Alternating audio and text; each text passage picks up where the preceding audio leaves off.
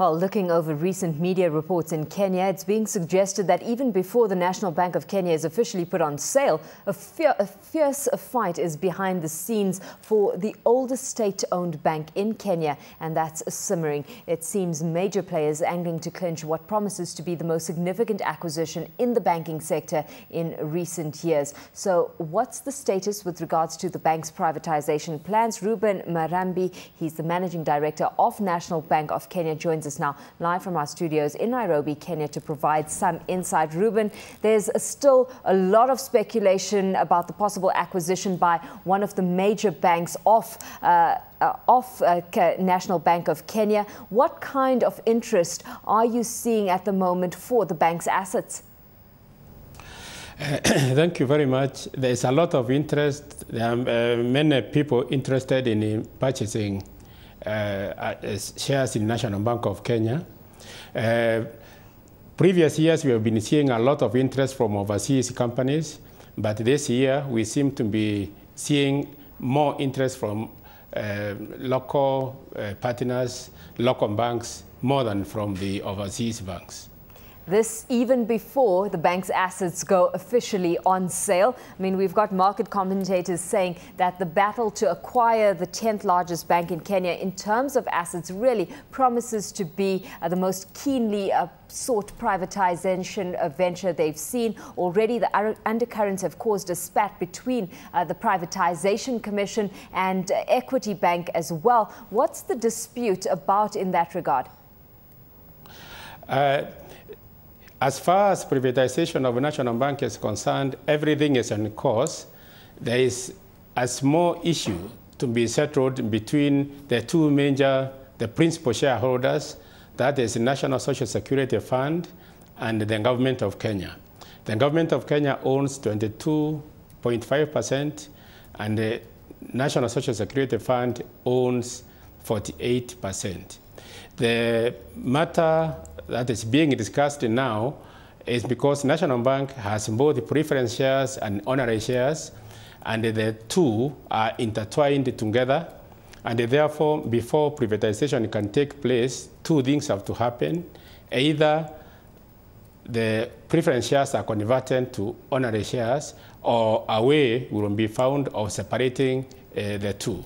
And I think that is the only issue now standing between National Bank of Kenya and the privatization. What timeline are you looking at before the National Bank sale actually is complete and a done deal? The current program is that the whole privatization issue should be over by June next year.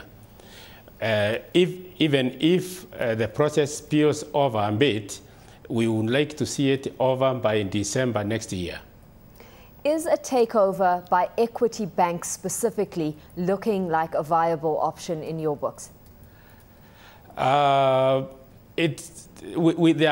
many other offers, but because it's going to be a tendering process, it will depend really on how they fare in the tendering process.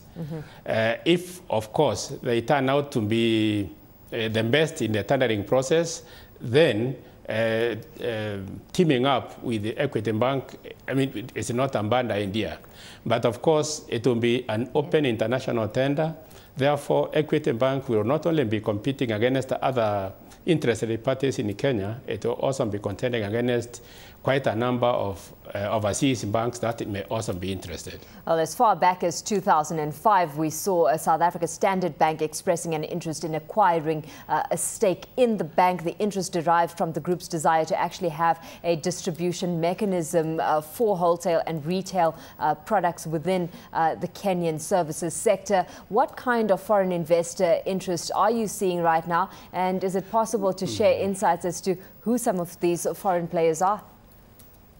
That was the last serious investor, but some of the proposals that are coming, they are not really coming directly to National Bank, because the shares being sold are shares of the Treasury and the shares of NSF. Therefore, some of these requests are being received there, and after some time, we will be looking at the offers that have been received. But the only serious one is the one you have mentioned.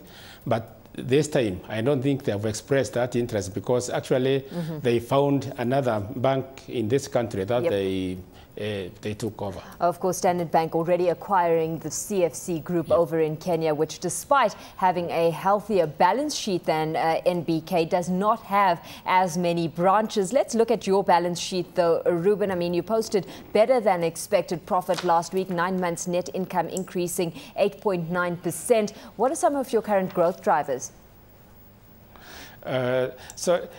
Most of this growth has come from interest income. Our loan book has been growing, and all these are very well performing debts. So income from interest went up by 49%. The other income from non-interest sources, there wasn't much significant change. Well, looking at it, I mean, still the accumulative losses which stem from bad loans in the early 1990s stands at 401 million shillings in September 2009. It's certainly down from the 1.7 billion shilling mark it stood at last September. But you are still in a loss position then, right? Sorry, repeat that question once again. Just looking at your current status on the balance sheet, given the fact that you've got accumulated losses standing at 401 million shillings, are you still in a loss position at this stage? And where do you see the company going in terms of actually getting rid of these bad loans? Well, these accumulated deficits have been there for the last almost 10 years. We are seeing the last of them this year. By December, our projections are that we will completely clear a deficit, and we will be that account, the revenue reserve account, will be in black from January. In fact, we may do it by November, but we can assure the investors that by December this year, there will be no deficit at all in National Bank of Kenya. What's interesting is that this comes at a time when we've got many banks struggling to manage their non-performing loans. You've mentioned that you've seen an increase in your loan advances as well. So how are you managing your loan book right now that affords you this current position? Well, we are lucky in many ways. We started grappling with the problem more than 5 years back, and it's only now that some of the other banks are realizing it's a big problem. So we are a few steps ahead of them in managing the non-performing debts. In fact, almost all of them are out of our books. And since once bitten, twice shy, we are booking only some very, very good assets in our books. So the benefits of lessons learned there. Directors did not, of course, recommend a dividend payment this time round, but you do expect to start paying dividends in 2010. That's after a 12-year wait and with losses all cleared, right?